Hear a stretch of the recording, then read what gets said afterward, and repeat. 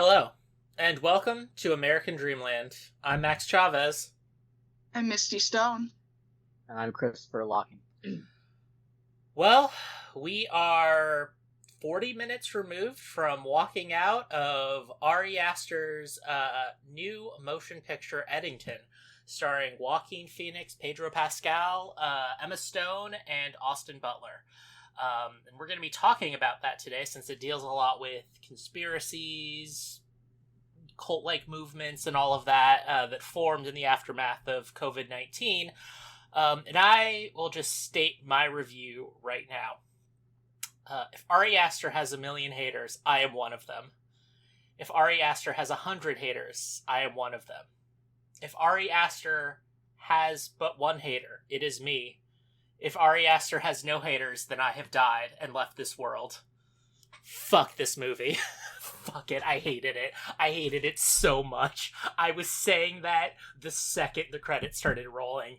I was in a theater, and I just said I fucking hated that movie. It was not his best, for me, personally. It was just so... I'm just trying to figure out what the message was. Like, what were we trying to get from that? I think it was just his honest attempt to try and depict internet derangement syndrome. I mean, he got the derangement part right because that was a deranged movie.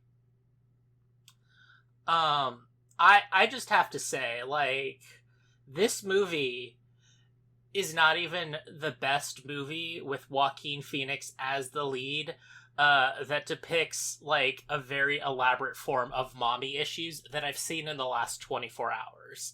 Because I watched The Master last night, and man, remember when we used to have real directors who made good movies?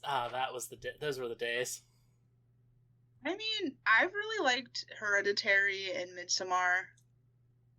And I think before we went into it, I didn't get any spoilers, but I did see some people coming out and going, ooh, this is kind of disappointing for him. And so I went into it like, oh, it's just going to be like, it'll be mid, like, it's just a mid movie. Maybe he doesn't have, like, too much to say, or he doesn't capture it, but it just goes off the rails in so many different ways. And not in a fun way. I want to stress that. No. I am a very big proponent of a movie just pulling the ripcord and saying, let's do this. This is not that movie. But I don't think it was meant to be fun. Well, if it's not meant to be fun, if it's not meant to make a point, then what was the point of this? Because I feel like they wanted to make a statement about the data center. Yeah. Oh god, obviously, especially because we focus in on it at the end. Okay, so let's just really quick get Chris's just general thoughts, and we'll just say this because I'm very fired up. If you can't tell, massive spoilers. If you want to go in completely unspoiled, I have so many ways to just pick apart the minutia of this film. I hated it so much. I think that it was just trying to talk about how the internet distorts the realities that people perceive, and just all the different ways that manifests. I agree. I'll give the movie its flowers, and we're getting full into spoiler territory now, so I will say, I think I benefited. I feel I benefited from a fresh view of the movie. I will also say, this is the first time I have seen an Ari Aster film, so I guess we'll just start like, how is this as an introduction to Ari Aster? I feel like, disclaimer, I've never seen Beau is Afraid. I haven't seen that film. I've only seen Hereditary and Midsommar, and as I was telling Chris and Max, I saw Midsommar at a very, pivotal. I had just gotten out of a really shitty, toxic relationship, and Midsommar reads as, a horror breakup movie, and So it was very cathartic for me in that sense. And then Hereditary, I think, did an amazing job at going into mental illness and how it spreads into families and the horror of that through the lens of a family that's worshiping a demon. And so I would say this was really, to me, outside. I don't know. I think, Chris, you got halfway through Beau is Afraid. Yeah, I forget exactly when I stopped. It was too much. It was a lot. And so does it follow a horror aspect like Hereditary and Midsommar? Yes. Or okay. But it wasn't as like scary horror. It was more just just created a really strong sense of just anxiety. Which, listen, I respect. One of my favorite films of all time is Uncut Gems. Fell in love with that movie, even though the one moment in that film I was not having a panic attack was when I was dying of embarrassment, because I saw that movie with my parents. And there's the scene where, Adam Sandler in the closet being like, I'm jerking off right now. Like, that was the only time. That's just because of how awkward it was, because I was sitting next to my parents. But yeah, no, was this a horror movie, like the horrors of the internet? I feel like it was. I feel like it. I guess I could see glimpses, because I feel like I'd say Hereditary is more of a traditional horror movie, and then Midsommar is a little. It takes place, in Sweden during, when the sun doesn't set really, and so it's very bright, and it's like a slow descent into horror, not as in your face as Hereditary. And then I feel like you can see glimmers of that in this movie, where, I don't know, I wouldn't describe it as horror. I think there's aspects of horror to it, especially as we picked up in the second half. Yeah. Yeah. I have so many just like complaints, both big, small, structurally and stuff. I will say this, like, is a way to be fair. Joaquin Phoenix, amazing actor. During it, we saw before the movie, there was a trailer for the new Paul Thomas Anderson film, and I was just like thinking about it, 'cause, I watched The Master last night. I was just, man, Joaquin Phoenix is like such a better actor than Leonardo DiCaprio, like just in almost everything. And man, he does not stop. He brings it. Just not only great, but like really good at fully embracing what this character is and just going along with the script. Emma Stone, our greatest white lady actress, she just knows. If you need, folks, if you have an unlimited budget and you need a very niche particular type of white woman, I don't care what type it is, Emma Stone will kill it, just as she does in this role. She is all white women. She is. Yeah. She did a really good job. I feel like Pedro Pascal did fine, but also surprisingly wasn't as in much of the movie as I thought he'd be. Yeah, I will say Pedro Pascal, I'd say serviceable job, but that is not a slight on him. That is like, I can just tell there was not a lot for that character. And this is a movie he probably did to like remind himself that he's an actor. After doing like Marvel and like, not shitting on The Last of Us, but like just doing all these like property franchise stuff, to just be like, here's just a good movie role. He was good in it. I'll say what I was good, and I'm already starting my immense disappointment. Like, I don't think we as a society are lucky enough or deserve to have another person in my lifetime follow the Jesse Plemons role of just kind of childish actor who's just in mainstream stuff and then just becomes a legendary, amazing actor who kills it in everything they're in. And I'm worried society is not going to let Austin Butler have that chance. So I'm very disappointed we did not let him go full ham in one of Yeah, the few roles at the height of his just like Elvis, Fayed, Harkonnen like height. He could have done. He wasn't in this whole lot, but he got the like cult leader vibe down to a T. Oh man, yeah, he did. He was so almost Jared Leto coded. Yeah, too, a little bit. It was Jared Leto code. Yes. That terrible chess piece he has is great. And I wanted so much. You know what? Scraggly beard. Yeah.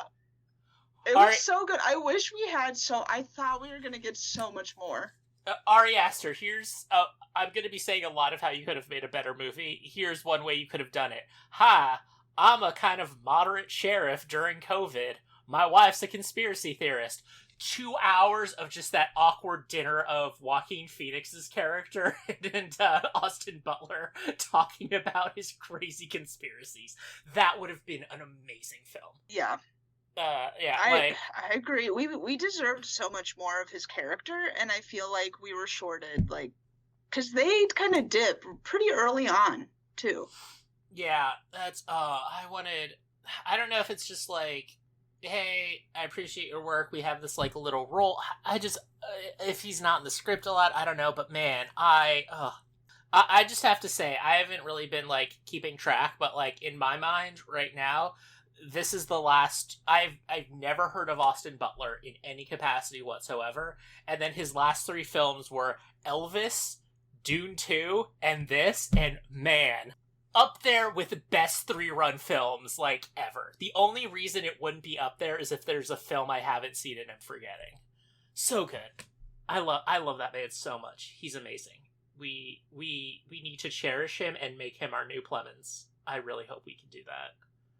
I was so high. I blasted out of my mind when my partner and I watched Elvis, and I think I was just haunted. It felt like it lasted for days. I was way too high, and I was haunted by Tom Hanks. Yes. It almost felt like he was standing over me doing that awful accent with his nose piece. Hey, where's the Santa Claus? Where's the Santa Claus? That was so awful. And I was way too blasted. Also, I will say this, like, it is totally not worth it, but since the film is talking about, like, what, like, COVID was like, I will say, the first 2 movies I saw in theaters, once we could start going to movie theaters again, was also high out of my mind, was Top Gun Maverick, and then, like, 2 weeks later, Elvis. I think, Chris, I was with you for both of those, right? Yes, and seeing Elvis high was just, like, it was transcendent. It was... Watching it high on a Tuesday in the early afternoon, because at the theater we saw it at that's the senior citizen day, and when they prefer to go. So it was just like... us and, like, a bunch of, like, 60-year-old. And it was perfect, because it wasn't a packed theater, but it was like half full. Like, it was everyone like, oh, we can finally go to the movies again, and there were so many people who were confused by what was on screen. It was so good. It's like... Anyway. Yeah. So, should have had more Austin Butler in it. Mm-hmm. Yeah. Mm-hmm. So let's talk about, like, the pretty big shift in the movie. Yeah. So... I think it was when we see the private jet with Antifa in it. That was, that was the point where you lost it, right? Here's the thing. I will say this. I lost it a little. I have to, like, remember the timeline a little bit. So, I will say this is, I forget when it was, but there was a scene where I started getting a lot of tension. And felt a lot of tension. I'll finish saying what was really good. I will say, like, roughly the first half of this movie is amazing. I, like, was transcendently interested. I think this is the best depiction of, like, internet brain poisoning I've ever seen. In the first half of the movie, it was a fascinating story. It got so many little fun details right. Like, loved the fact that when we're first, one of the first things we're introduced to Joaquin Phoenix's character, we see like the mess that is his cop car, and like one of the things, like he's watching a video about like how to discuss having children with your partner. And then, like, in there, like, under his laptop that he's watching it on is, like, a used copy of The Secret. And I'm just, like, perfect. Transcendent. Like, the little touches of, oh my, like, he got a, like, he got a moderate, small county sheriff pre-COVID perfectly. Of just this, like, conspiratorial mindset. He based one of the characters on real people that he talked to when he went back home during COVID, because he's from a small town in New Mexico. Yeah, so he based the sheriff on a real person. I really wonder how that sheriff feels about that. He probably had seen it. I don't know. Yeah. Oh god, it was like that was good. So many good little touches. It was an appropriate level of cringe, the dealing with, like, the, like, annoying young people and, like, white leftist, I thought was, like, fine. Like, it got a vibe that, like, at least is how they see in culture, which is, like, okay, whatever, like, I don't need this, but I think, yeah, I think I probably started to lose it either after he kills the homeless guy. No, actually, I was still into it. I was like, okay, where is this going? I think I really lost it after he killed the mayor, Pedro Pascal's character, because it was still controlled and tension-filled, and I was just waiting for this movie to lose its shit. And then when it was, like, kind of controlled and stuff, that's, I think, when I was just like, oh god, this is gonna drag on. And drag on it did. It did. The second half, I felt like, I was like, oh my god. I do agree. I think the first half was strong. It did sag in the middle. Definitely, I think he could have, like, cut out a lot. Yeah, because I think he did a good job. I think he did a great job, too, at, like, criticizing liberal politicians, like Pedro Pascal's character, and how they virtue signal to whatever. But then, Pedro Pascal's character was big pro data center.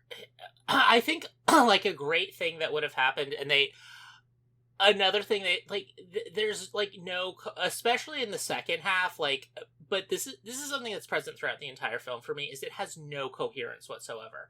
And I can forgive that in the first half because it's, like, it's set up. It's a 2.5 hour film. So, like, okay, like, I have to be patient. Like, that was fine. I was, like, waiting for it. I don't need everything necessarily, like, spelled out for me. Like, you can have subtle things. But I think ultimately, like, it did, like, you easily, if you're trying to say we all went crazy in COVID and we're now all a special kind of crazy, I think a really good thing to do would have been like, yeah, there actually is some kind of like dark conspiracy surrounding the like data center they're trying to build in town, and then you have someone who's like generally normal but like more conservative or conspiratorially minded, like because of the brain breaking that was happening in COVID, go from like, oh, this is annoying and something's kind of fishy about this deal, to him just going buck wild insane because of the insanity we all went through in COVID.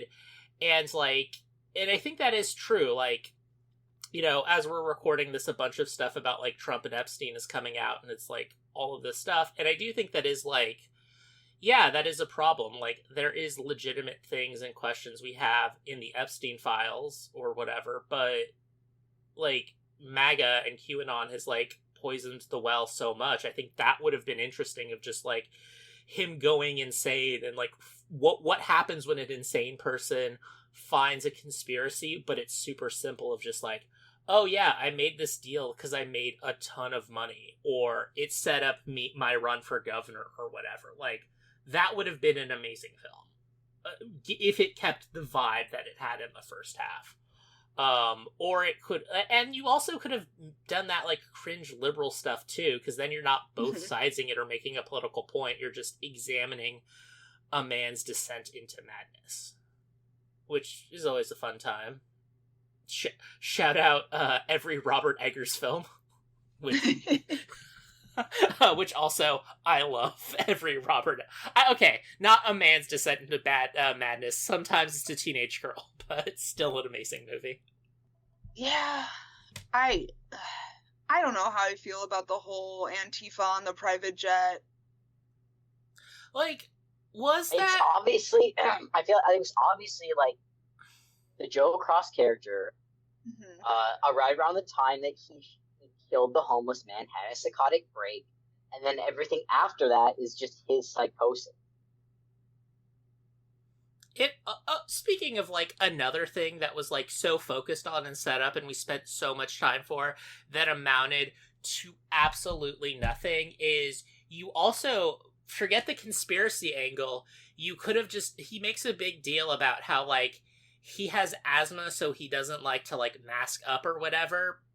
And his argument, which is actually kind of interesting, his argument isn't that COVID's not real or that masks don't help. His argument is like, hey, this is not a problem in our town. We don't have any cases of COVID or whatever.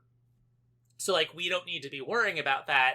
And then, I forget, oh yeah, from the homeless guy, he, like, basically gets COVID.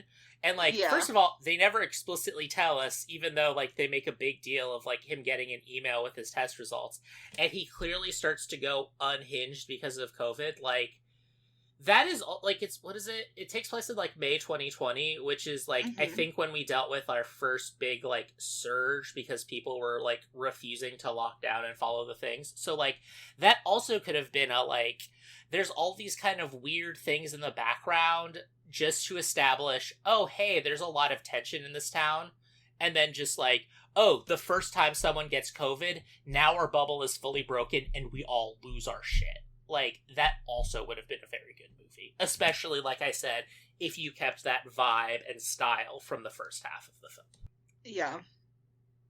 Instead, I agree. You have a weird conspiracy theory that I don't know what was the point of that? It was like who? Like the QAnon thing? No, like the fake Antifa people in the private jet. Like, yeah. I assumed it was the CIA or something. But, to like, set up.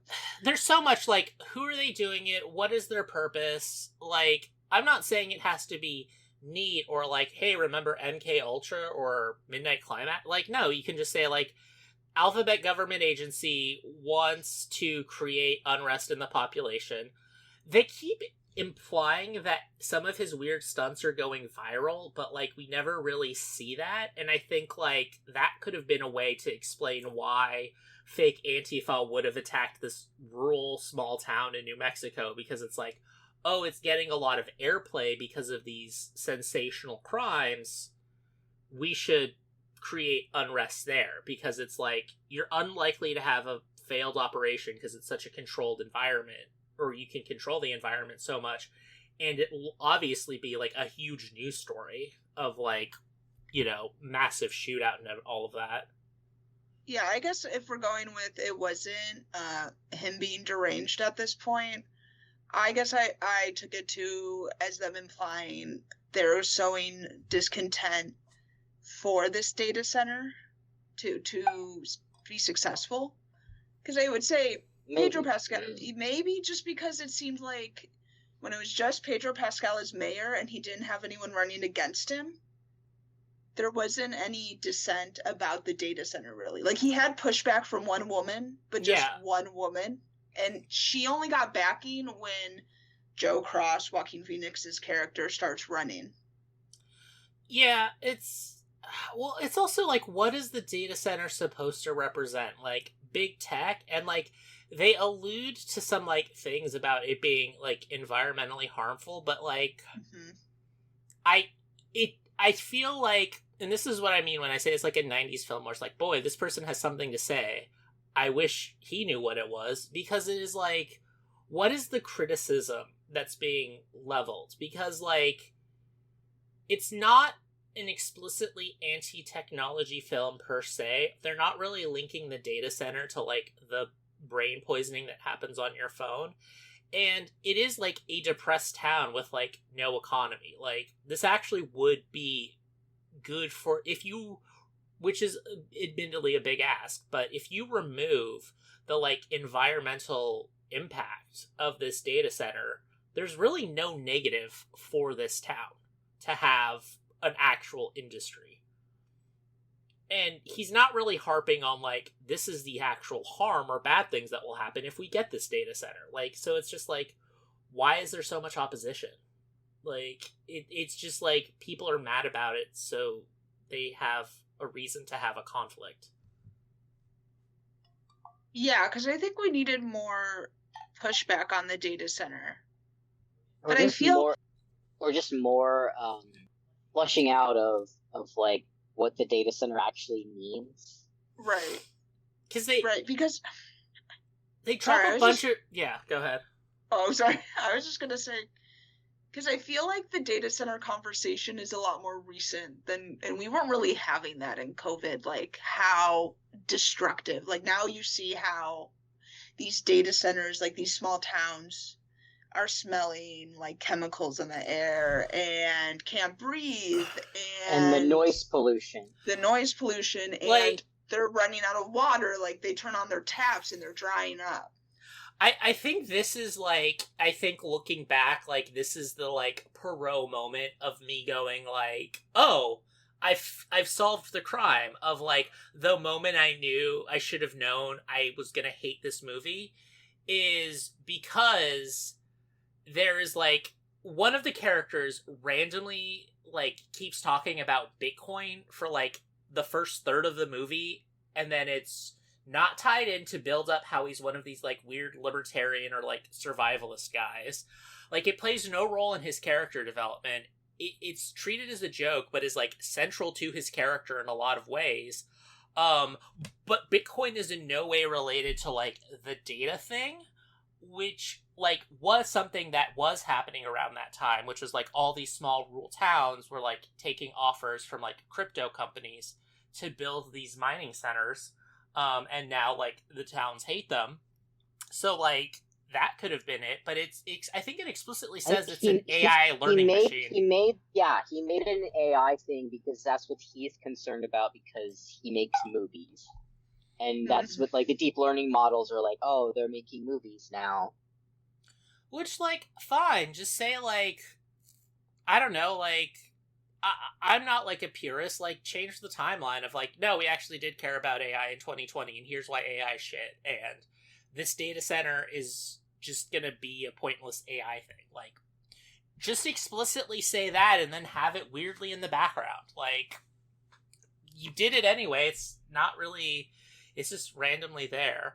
There's so many, like, types of movies or like ideas that would have been good in a different type of movie if he had just chosen a lane of like, this is what I want to do, but it's just this weird hodgepodge of like, these are things that happened.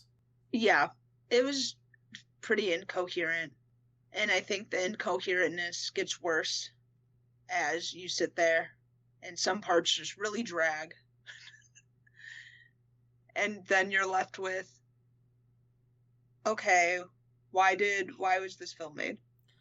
It's like a non-franchise version of like, you know, remember this?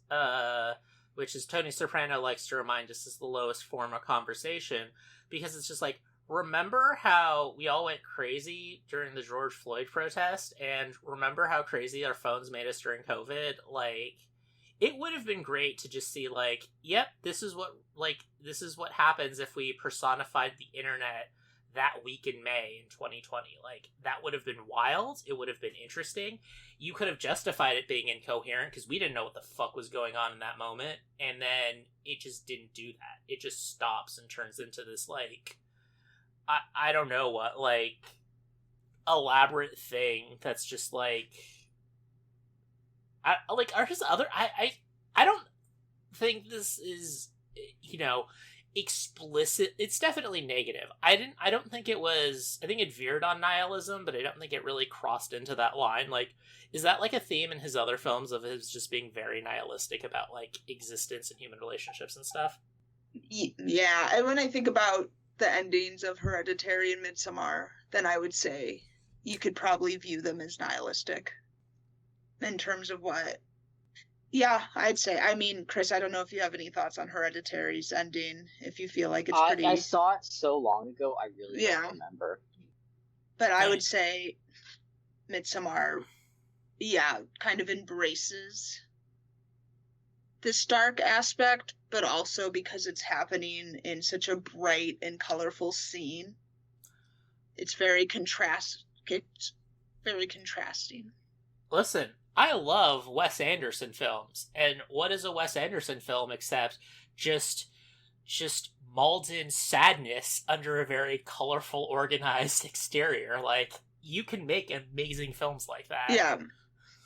Yeah, I would feel, and I almost feel like we're not far enough removed from COVID and I still feel like we're living through the destruction and the acceleration that COVID caused in our political space. I think, and one of the things I was kind of hesitant going into this movie is I don't feel, with our current entertainment system and our, like, stock of artistic talent, at least in America, I don't think we have the capacity to make a film about what it was like to go through COVID. How do we think Roanoke appeared on camera? What do we think Roanoke would think of the film? Is she a Garcia or a cross voter?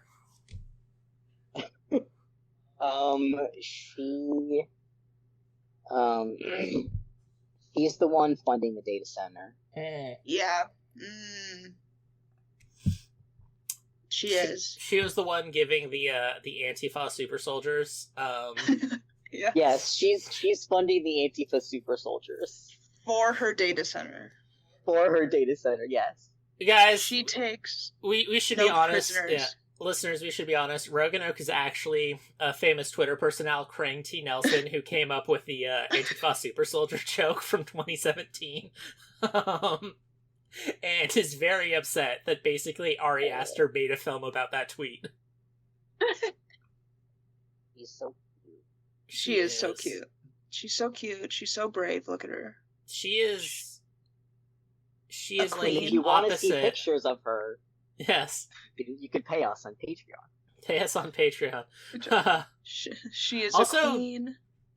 We say this a lot. We swear we're gonna be slightly more active on social media because we feel our Patreon episodes should just be like call-in shows. So, like, give us your weird stories or give us things to talk about. Anyway, yay! Yeah. Yes, let's do ghost stories. Send us your ghost stories, your demon stories. Do it. Fan favorites. Love it. Yeah, I would say, like, I don't think our film industry has the capacity to really cover the experience of COVID. And I think one of the things, which is one of the reasons why, like, I will say from a non-materialist perspective of just, like, kind of going on vibes, one of the reasons COVID fucked us up so much was because, like, it's kind of like there's no answer. There's no end. It just is kind of was, and we don't know how to properly, like, place it in history. Part of that is we're not far enough removed from it, and part of it is just, like, we were, like, trying to, like, actively forget it was happening while it was happening. And I mean, like... the Spanish flu was memory hold, too. Yeah. Yeah. So, yeah, I mean... I guess I'm just not talking about that because I lived through COVID. I didn't live through the Spanish flu, so... But it is just, like, it is one thing of, like... It didn't happen, but, like, so much was revealed. Like, I think it's probably one of the few times in history, like, there has... I think COVID caused a turning point where, like, the American people will never trust the government again in my lifetime. Like, I don't think that's going to happen. No. And I'd feel like, so as somebody who works in public health as a day job, the destruction it has wrought in people's trust with the healthcare system and just leadership in general is so detrimental. Yeah. And there's no public health without the public's trust. And we're never going to recover that. No. With how horrific everything went down.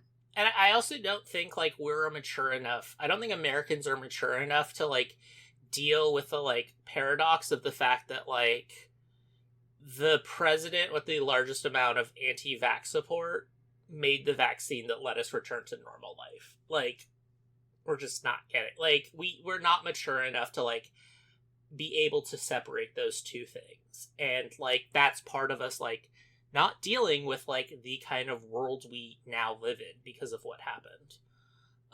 Which I also think, like, it tried to make a point, and I think that I mentioned, like, the film kind of goes apeshit at the end, and I also hated that. I feel like there were better points, and you just need to, like, pull it and let it ride. I was like, you just gotta let it ride. Like, if you want to go crazy, you gotta go crazy. But it was too restrained, and by the time it, like, let go of just insanity, it was like, I don't care. Like, we actually, I believe, towards, I don't know, like, the last third of the movie, Chris and I were briefly whispering to each other, and Chris was going, like, so this has to be a hallucination, or is there a deeper conspiracy? And I said, probably too loudly for a movie theater, I don't care. I do not care. Because at that point, I said, checked out of the movie. I said, like, the Antifa gotta be, like, FBI or CIA or some shit like that. My response was still, I don't care. Yeah. By the time we saw the private plane, I was so checked out of that movie. I was just like, there was definitely, which is never good when you have, like, an incredibly, like, intense shootout scene.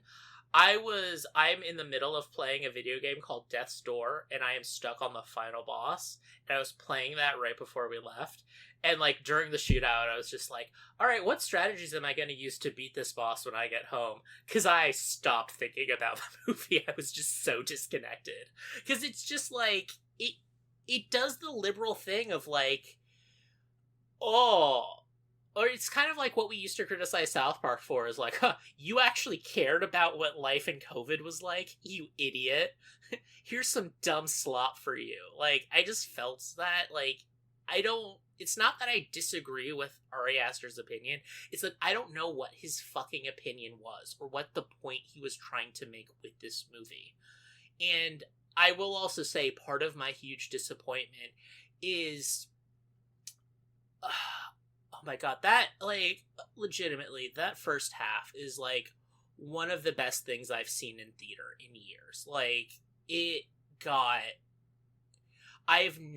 said it before, I have never seen just anything get everything right about what it's like to be online. And it was so good.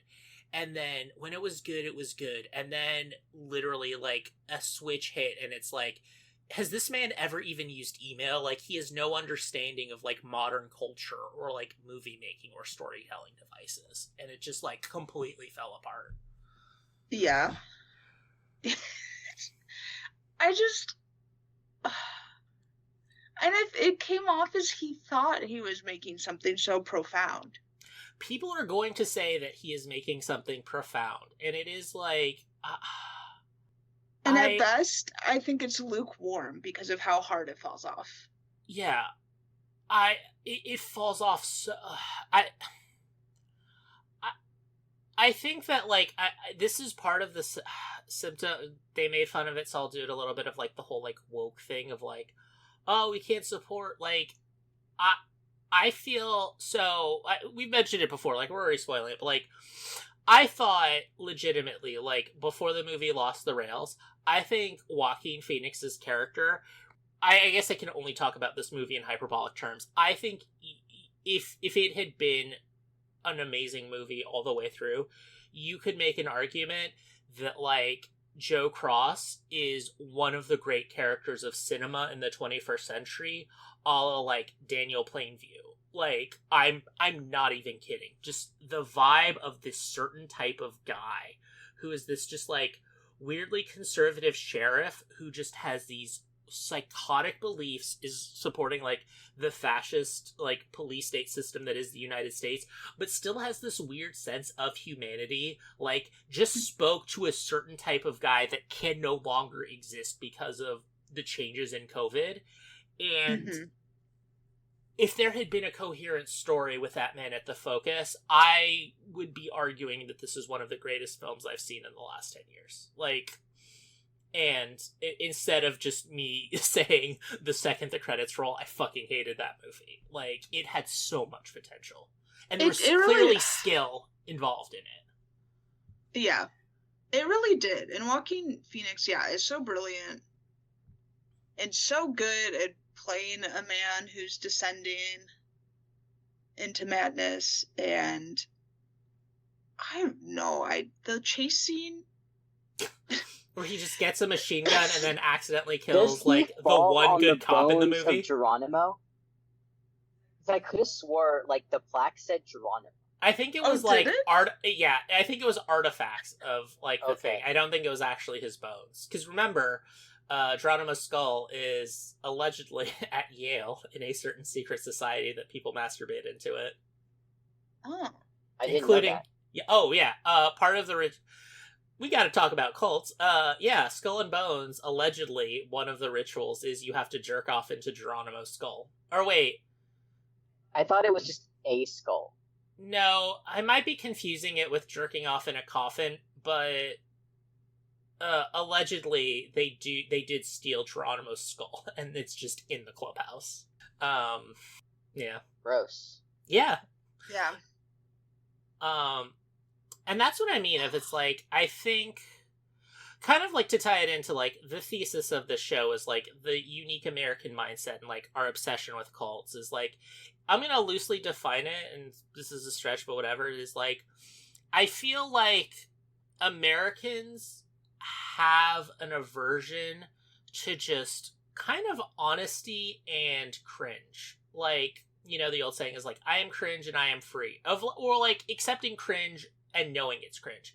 Because cringe people are always like, no, actually, what I like is good. Versus like, no, I like trash and that's fine. Because this trash makes me feel good and it's that. And Ari Aster is committed to this idea that like he's so entrenched with the idea of the enshittification that's happening in our society that he cannot make a film where there's any kind of like positivity or joy.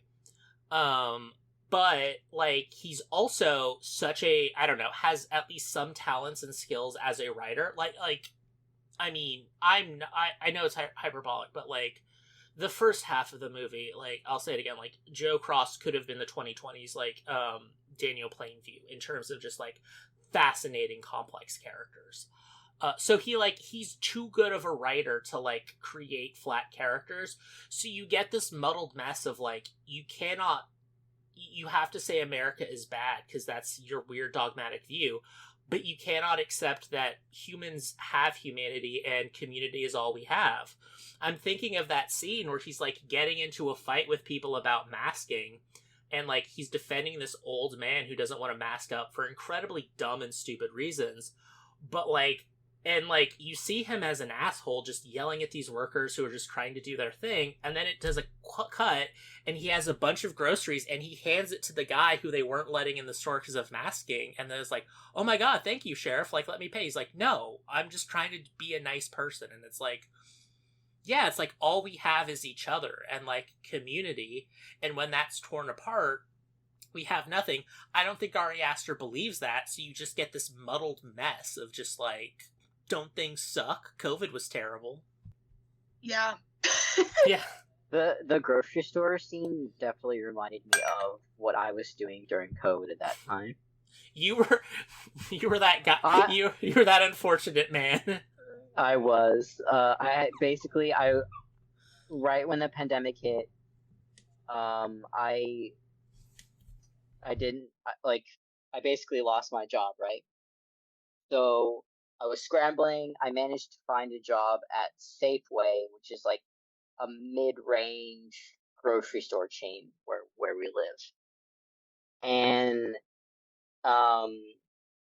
my job was like a bagger or whatever. So like you bag groceries, you sweep, you do that kind of shit, and then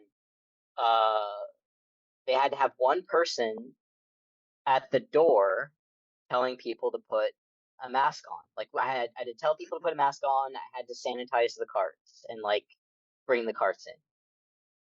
And it was just hog after hog just having a meltdown when I politely asked them to put a mask on.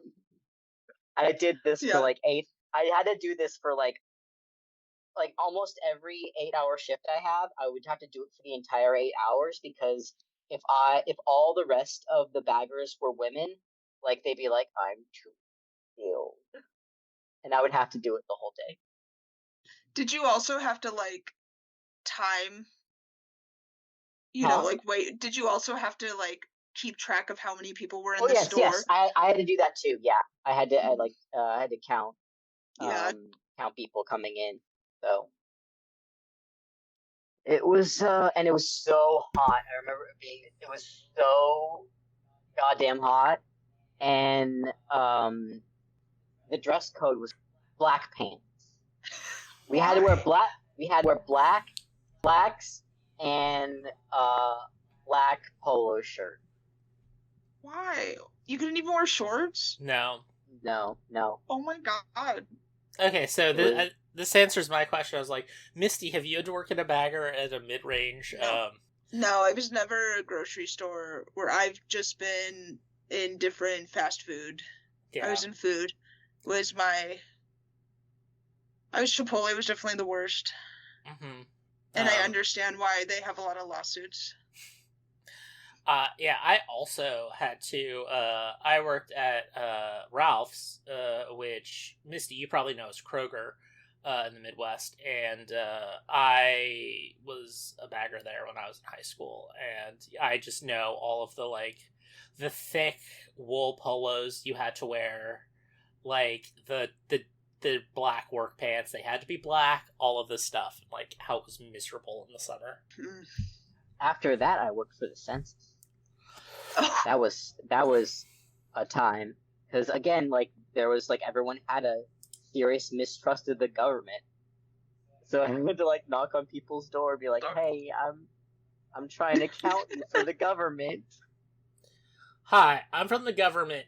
I need your specific information, incling your ethnic group, the number of people here. I had to talk about that. So, because like you have to ask about ethnicity. Mm-hmm. And it was always the white people that found that question uncomfortable. My favorite is when I worked for a national survey that the CDC does. White people love to answer other and then put German, other American, other English, and they make a big deal about it. Yeah. Well, actually, there were like different types of white options. Oh. So I had to inform them of that. Is like I don't know, they like white people never want to like admit that they're white. Mm-hmm. I know, as an Italian. I can't do that because like all of my white is just like all the different types of like colonizer. As an Italian, I definitely understand discrimination. You do. Just if the census is listening, there are 1.5 white people on this podcast. We'll let you figure out how that works and how we're doing math without looking at us. But no, it's speaking of like Emma Stone, absolute goat at playing like a very particular type of white woman. And like I think another thing is like another slight thing that like really bothered me and took it out is I'll start with my very petty thing and then I can go a little bit in depth and pretend like I'm actually using the $20,000 I spent to listen to Alex Jones in grad school. But like a very, like, I think we randomly talked about this, like, when we were randomly talking about the F1 movie we watched. I forget which episode it was, but we just ended up talking about F1. Is how pissed off I was in that bar scene where, like, the beer levels were very inconsistent. Yeah. I got I got unreasonably pissed off at one scene where he's checking his phone, and then all of a sudden, all the text bubbles are green, and he has an Android, because previously, every time we see him on his phone, it is either iPhone icons, and, like, he has the blue bubbles when he's talking to someone, which means he has an iPhone.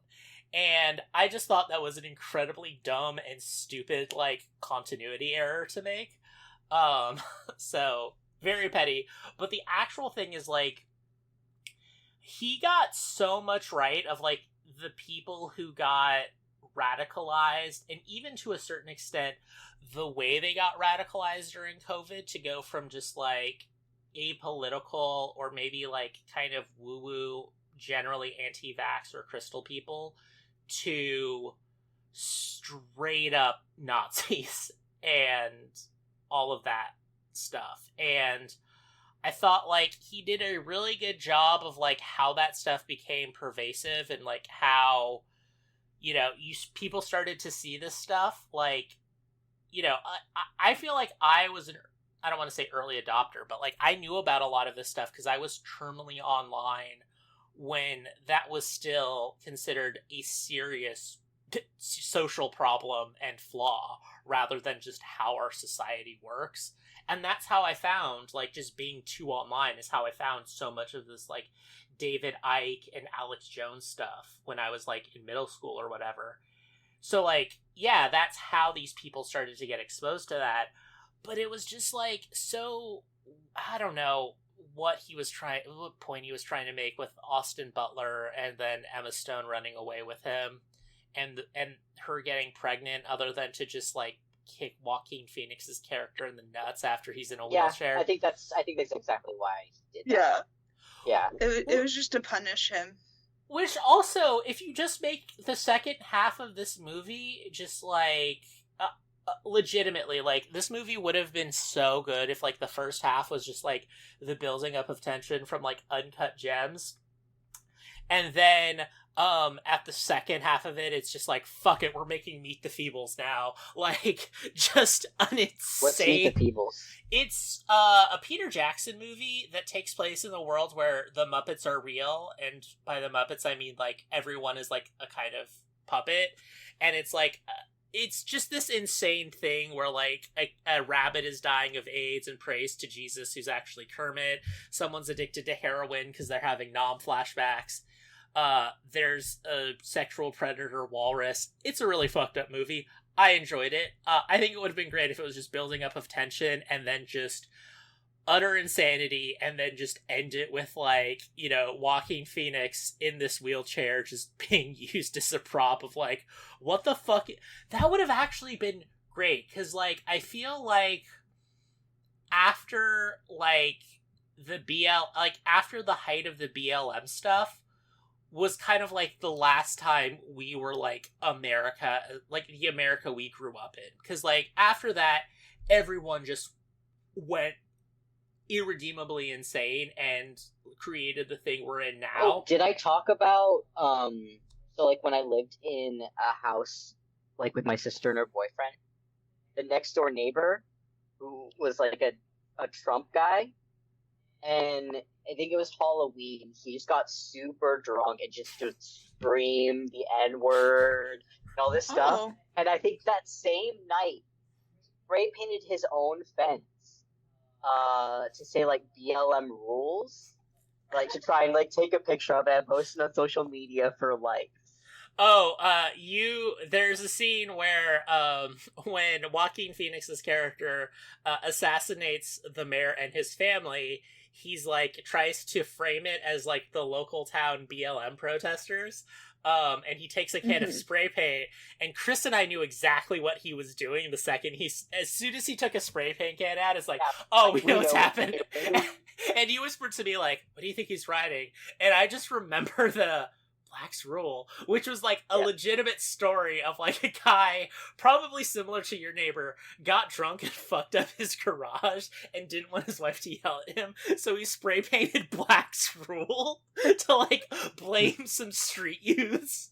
Listen, it's crazy how they're all the same. They're all the same. They were gonna.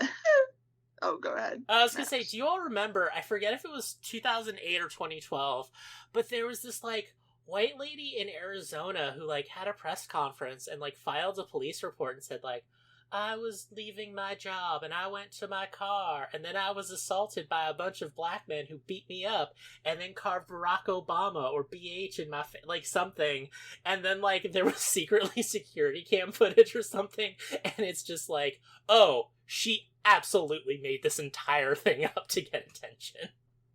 Like, there was that Republican thing that spray painted left is best. They like smashed their own window. Like, white people love just destroying their property and blaming others. I don't know. It's a disease, I guess. It's and then an affliction 1.5 of us suffer from.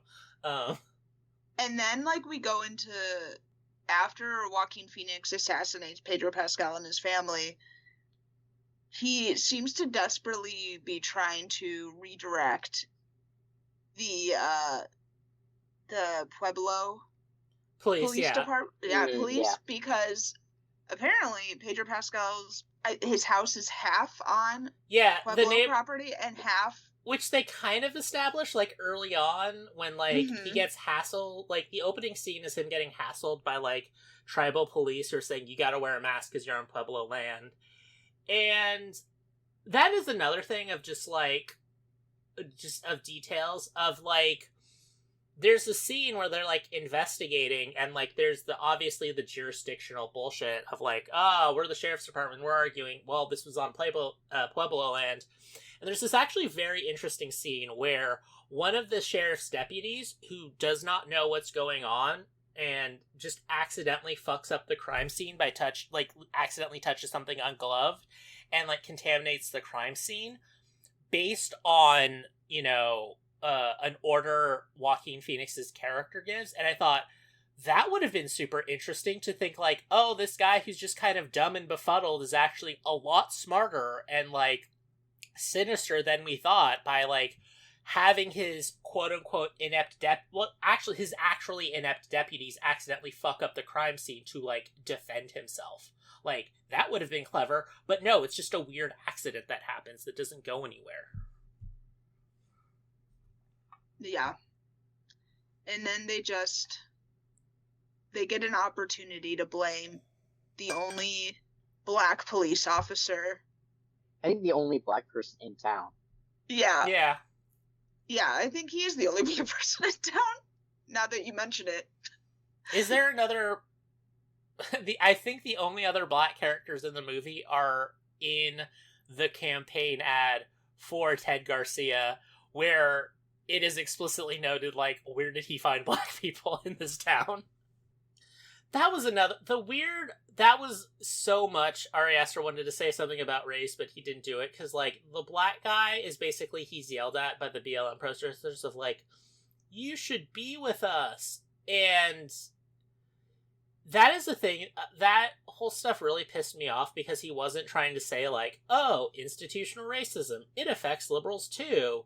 Or he didn't humanize us enough, like, the black deputy wasn't humanized enough and wasn't developed enough as a character to know, like, oh, he actually has issues with the police department, or, oh, actually, he's, like, more conservative than most of the town, hence him being a cop, and, like, this is actually very offensive to him, or he views that as, like, there was nothing. It was just like, you're black, you should be with us, and then they, like, they frame him. Like, there was the conversation he had with Joe about his promotion, right? Right, but and how his dad, like, was a police officer before Joe Cross was, and didn't get promoted past, like, captain.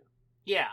There was some allusion to that, because he says, like, oh, my dad never was sheriff, and then he also says, like, apparently, like, he gets promoted the day of the George Floyd incident, and he's like, oh, is this because of what's happened in the news? And, like, Joaquin Phoenix has had a day, so he's like, what? Like, it is clearly a day he is not on the news, so he has no idea what was happening in Minneapolis. So, like, there was that, but, yeah, I say, like, it constantly brings up race, but it doesn't do anything with it. Like, one is, like, there's all this stuff that he should be in the protest, but we don't know enough about his character of, like, why this should happen, or if it's, like, legitimate prejudice from the protesters' part. They, like, the framing of him is entirely unrelated. Like, I don't know about entirely unrelated, but it's because of just, like, weird circumstances that, like, would have been if you're showing Joe Cross as, like, a criminal mastermind of, like, a weird side story that he can use to his advantage to, like, cover up the crime, which he kind of does, but they don't really go into that. And then, like, at one point, a deputy also says, like, I don't want to say anything, but I don't see race, but also, you know, he is the only black guy in town. Maybe. Like, and then it's just completely dropped. It's like, Joaquin Phoenix's character's like, no, why would I think, like, he's lived here longer than you have. Why would I think he's a spy or whatever? Like, shockingly, a white man from the Southwest, not super adept at being able to express the black experience or racial issues in America, especially among black law enforcement officers. Yeah. And then that kid, Brian was his name? Yeah, he basically is Kyle Rittenhouse. Yeah, he did think it was Kyle Rittenhouse. Is he woke Kyle Rittenhouse? He's like, but then he does the thing where at the end he completely switches over to grift. Yeah. As a conservative. Well, you can kind of tell that he was going to do that because he only looked up Angela Davis to get pussy. Right. He was just like so desperate for pussy. He became woke, and I feel like it was the scene with his parents. My dad their dad looks at him. He starts ranting about like whiteness and how we need to atone, basically, and that was a good scene. I really liked that scene. Yeah, and it's funny because not in that context, but my dad has literally looked at me before and said verbatim, "Are you R-worded?" Just like that father, and I was like, "Oh my god!" It took me back. I went to college in San Francisco, and I had some housing issues when I first moved there. So it was just like, it was basically my dad had to stay a little bit longer to like help me move and get settled than like most people just going into the dorms or whatever. And I only mention that because I ended up living off campus. And at some point my dad just randomly started talking about like the Orientals and their convenience stores. And I was just like, what? Why are you mad? I guess we were talking about like grocery store options near my apartment, but it was just so weird. Like, he just started ranting about the Orientals and how they own small businesses in San Francisco. And I'm like, Dad, you work for a corporation in Los Angeles. Like, why does this matter to you? Yeah, I feel like it captured... It captured how our parents feel. Mm-hmm. Like, I feel like a conservative parent is more just gonna be, at that time, would be more brusque and be like, what are you, R-worded? Whereas, like, I think our parents, who are more left of center, would have just been like, you're dumb, shut the fuck up. Like, they also would have been annoyed. Yeah, because I feel like my parents are pretty left. And so, but they're even, like, with the leftists and the chronic onlineists, when they see stuff like that, they're like, why are you doing this? Why are you people doing this? You guys just need to shut up sometimes. Are they necessarily... Yeah. I think some of the criticism he was, like, throwing at leftist circles, especially white people in leftist circles, was valid, especially as I deal with that in my current... Here's how to fix this. You gotta stay in your lane. Yeah. Yeah. Stay in your lane. I think white people, even when they're saying they're trying not to make it about themselves, they're fucking making it about themselves or their feelings. Maybe this is a hot take, but I am tired of somebody coming into a group and then going, what you said hurt my feelings, and you can't disagree with me because everyone's feelings are valid, even when their feelings are definitely endangering the group. Weird polycule. Yes. Total inside joke that I don't even know if we've alluded to on the podcast before. I don't know if we can tell that we story. should not. No, we should probably I don't not. think we can tell that story. I it guess would be a good story to tell, but I don't know how to explicitly mention this, but I'll like note that like I'm inadvertently doing a super white people thing where it's like, I guess I'll say I'm ethically non-monogamous with my girlfriend. Just to keep it simple, but like, so I'm saying it as one of those people, but it's like, fucking poly people, man. Like in polycules, like what the fuck? Like, grow the fuck up. Why can't we just have a thing where, hi, we're a happily married couple, and sometimes we fuck other people, and sometimes we both fuck the same person? Like... It's because they try to make it political. Yeah. Right? Like, they just... It's just a lifestyle choice, but they try to, like, claim that it's more evolved somehow, because I'm not possessive or jealous. Which I don't personally think. I think a little bit of jealousy is perfectly healthy. I don't see any problem with it. I think if you can keep it in check and, like, understand where it's like coming everything from. in moderation, right? Mm-hmm. I feel like a little bit of jealousy when you're in a monogamous relationship just means that you actually, like, really care about the relationship. Yeah. Right. Yeah, and as long as you can talk about your concerns in a healthy way with your partner... So, who cares? Two things real quick while we're on this poly talk.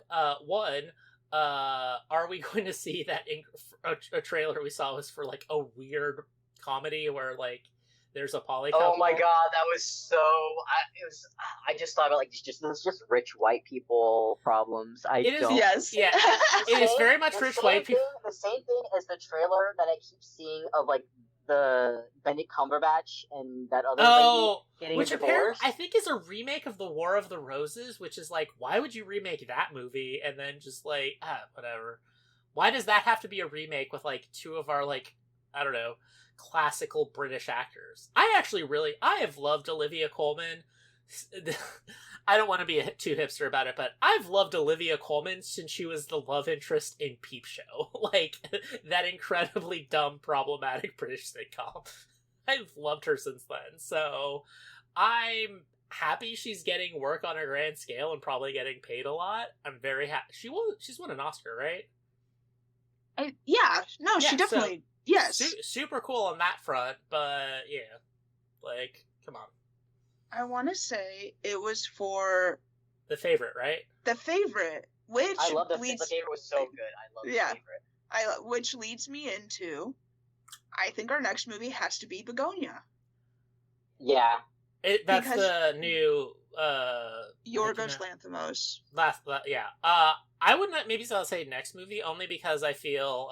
the other thing I was going to say is, like, I'm listening to the audiobook of Vineland right now. I feel we should do the new Paul Thomas Anderson.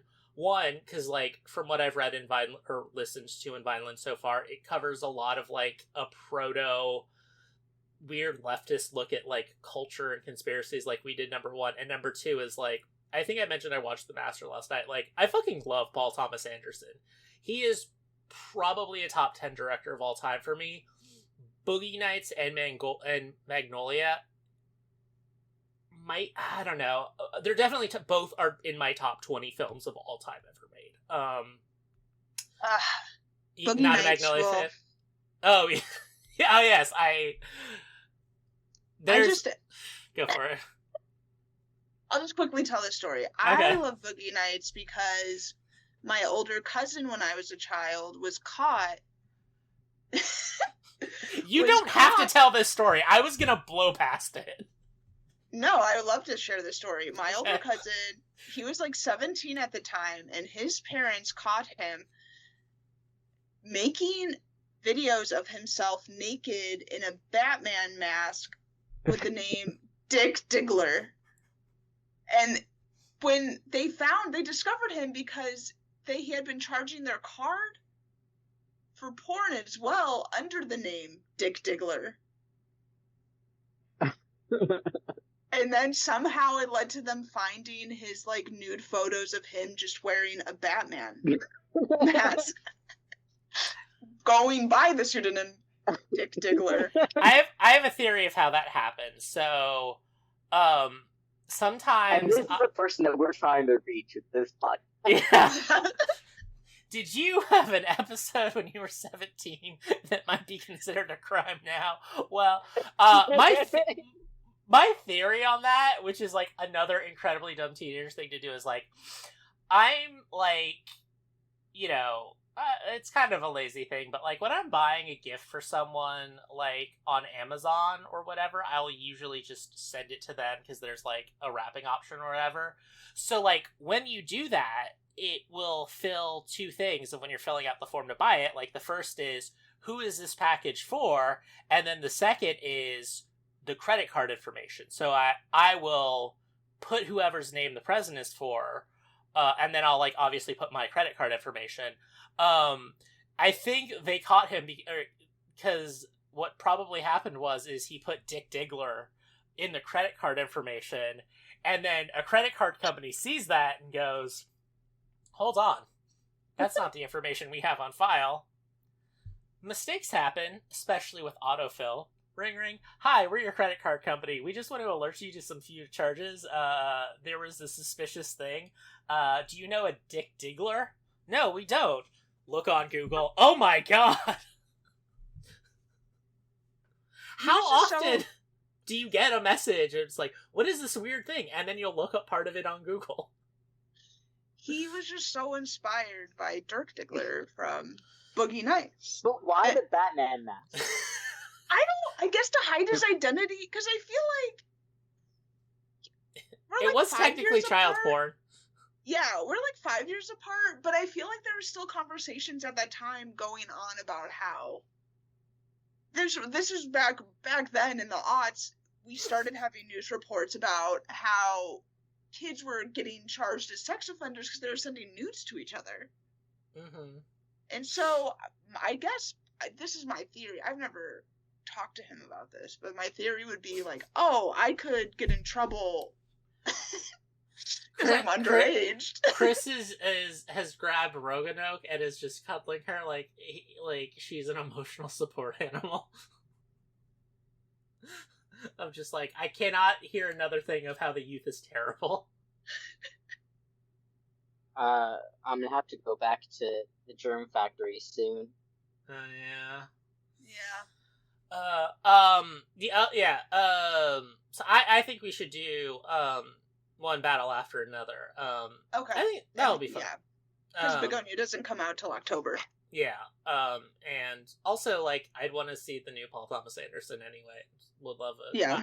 That I'm getting into absolutely totally unfair criticism, but like I have two criticisms related to Paul Thomas Anderson. One is, since I believe Joaquin Phoenix is a exponentially better actor than Leonardo DiCaprio, and the last time Joaquin Phoenix worked with Paul Thomas Anderson was as the lead in Inherent Vice, his other film that is an adaptation of a lesser-known Pynchon novel. I was just thinking in like, I don't know, I'm about a third of the way through Vineland, and I actually think Joaquin Phoenix would have made an amazing Zoid, who's the main character. So I'm just gonna blame Eddington for why Joaquin Phoenix is not the lead in One Battle After Another, because he would fucking kill it in that role as just like a burnt-out, paranoid, revolutionary hippie living in Reagan's America. Like, that's a role tailor-made for Joaquin Phoenix. And then two is just so many, like, it was so good, and then just the mommy issue thing at the end pissed me off so much. When you have a talent, you have perhaps the greatest auteur cinema has ever known of how to depict issues you've had with your mother in cinema. and Paul Thomas Anderson. It was so lazy of just having disabled Joaquin Phoenix having to be next to his mother-in-law fucking the live-in male nurse who's taking care of him. Yeah. You do get a full why frontal are they in shot. the same bed? Why were they in the same bed? I don't. Yeah, I can answer that. Because Ari Aster has mommy issues. See, a movie I have not seen, and all I know about is that it has a penis monster in it, but Beau is afraid of, I have huge mommy issues. Mommy. Yeah, Paul Thomas Anderson is the goat at it because, like, it informs every part of his filmmaking, but it really only gets, like, I'm using the Masters reference, it, like, really only gets weird to me when, like, Amy Adams is jerking off Philip Seymour Hoffman, and the weird kind of twist where she just explicitly becomes the villain at the end, of The Master. But the rest of the film could work without those things. Like, I think the only film of his, and also, like, I don't know, it's long, and I don't know how you two feel about this, but, like, I don't think mommy issues are as big a deal in Magnolia. No, I don't think so. I mean, I think it's mainly channeled. Well, no, actually, no. Tom Cruise's character has daddy issues. Well, I feel that was a little bit of the autobiography, which I don't consider the same kind of, like, he had daddy issues like he has mommy issues, is because I think that was him just coping with, like, his mourning of his father passing away. Like, so obviously that's gonna be, especially if you have, you know, dealing a little bit with a family member passing away, you know, daddy issues just with what's left unsaid is, so it's not like informing his films. Okay, we're now talking about another film director who I respect, unlike Ari Aster. So let's just, any last thoughts and then final rankings of the film? I think I said all that needs to be said. Yeah. I'll just repeat myself. I could go on of just complaining. But I feel that first half, one of the most transcendent things I've ever seen. It showed, if I knew nothing else about Ari Aster or anything, I would say that it is like a transcendent talent that I am. The worst part about it was that I've not gotten into part of his work sooner. 5 Bags of Popcorn.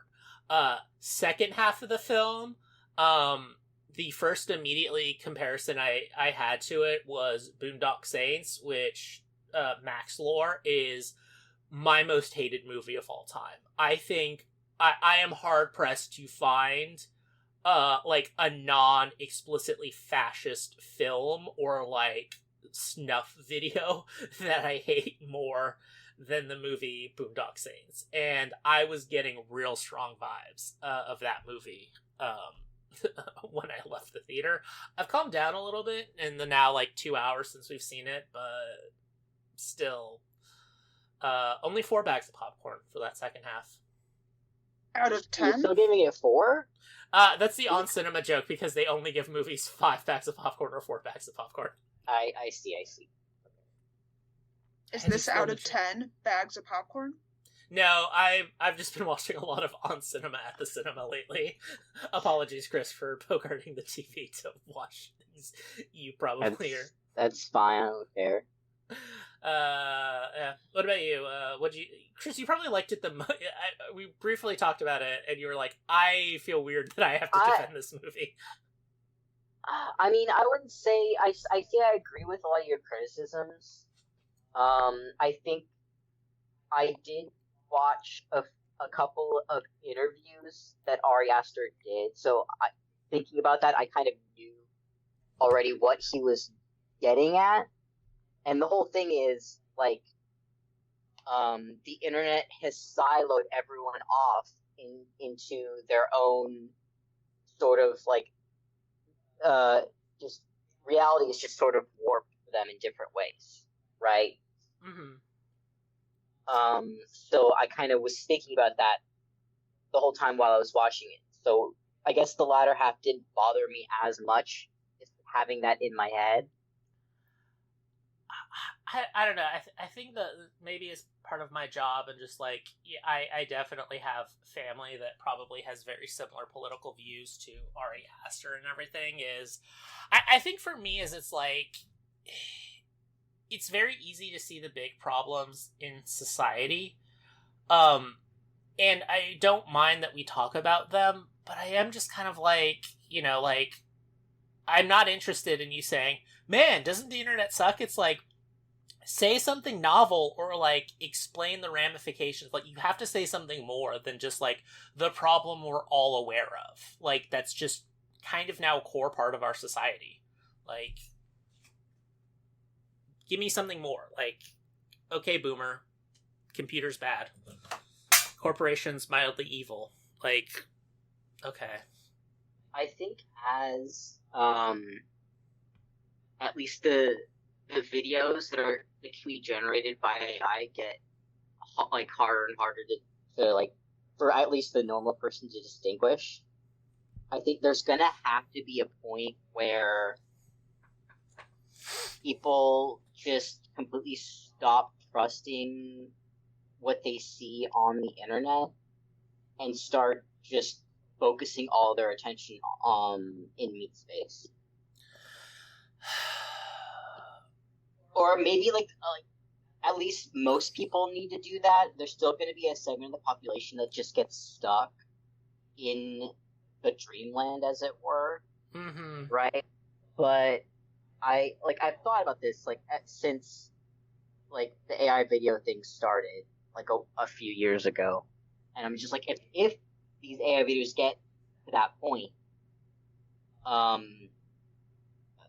there has to be like sort of a mass exodus from the internet if we're gonna break out of this techno dystopia. Yeah. I don't know. Yeah. I'll also add, I think another thing is like, because again, maybe repetitive, like the first half was so good, but it's like as someone who's like not ever been like a participant, but like a voyeur and observer of like the conspiracy movement for like at least the last 20 years, like I don't think speaking of like, I've never seen a film that's better gets the experience of like what it is to be online. Like, I don't think I've ever seen a piece of fiction that has a better understanding of what the conspiracy community actually is than the first half of this movie. Like, yeah. Again, Austin Butler killed it, but like that scene with those people and like everything was like almost pitch perfect. Yeah. I would definitely like a film just of Austin Butler's character. Yeah. I think for me, I'd give it, my gut is saying a 6 bags of popcorn out of 10 bags of popcorn. I'm not going to give it a number. Because rating is arbitrary and reductive. Yeah. I will say this, as much as I still love having a good time at the movies. True. Yeah. Yeah. We do love the movies. I found it hilarious that like the woman like a few seats to our left was just coughing the whole movie. Mm-hmm. that was pretty good. I love the weird random laughter of the worst thing that happened is like people were like laughing at some of the moments, and I felt like, oh, we're in a cool theater, which unfortunately for me meant that when I was just done with the movie's bullshit, I would very loudly groan and go, oh. So like you're killing the vibe, man. Listen. It is because I love a good day at a movie so much, and also I was with you too. Like, if I was by myself, I probably would have walked out of that movie. It wasn't like I really wanted to, or I was mad I had to sit through it, but like, because I liked just hanging out of the movies, but yeah, my apologies for killing the vibe. Still nowhere close to best horrific objectively bad movie experience but great theater was when we randomly saw Megalopolis at like 10 p.m. on a Wednesday, and there were like 12 people in like a 200-person theater, and we all collectively lost our shit at the same points in the movie, and it was great. That was such a bad. I loved it. That is the the two best uses of burning $100 million in filmmaking. Not order, just chronologically. 1, the scene in The Dark Knight where the Joker burns all of the money. 2, the movie Megalopolis, where Francis Ford Coppola independently raised $100 million to make that movie that has only one scene that lives in my head rent-free. My boner. Okay. That is hilarious. That is objectively the best scene in the movie, but I'm raised too much on Simpson quotes, where I always think of in the club. In the club. In the club. I mean, was the $100 million worth like those 2 memes that we got? Yes. I will say on moral grounds, I get. So you gotta think of where did $100 million came from? It was just from Wine Moms. Yeah, Wine Moms. Right. I will say Wine Moms funded that movie. So I mean, what? Thank you, white ladies. You've given us Emma Stone, who is an amazing actress, and like I think. You know, we said she's great at a particular type of white woman. Like, she's just a great actress. See Poor Things, where she's just a very, eccentric character. I'll judge it relatively of whether it was a good use of $100 million. And I will say it was a better use of $100 million than the last Avengers movie. That is what I will say. Yeah. Yeah, I agree. I think that wraps it up. It does. All right. For American Dreamland, I'm Max Chavez. I'm Misty Stone. I'm Christopher Locken. We'll see you in the club. In the club.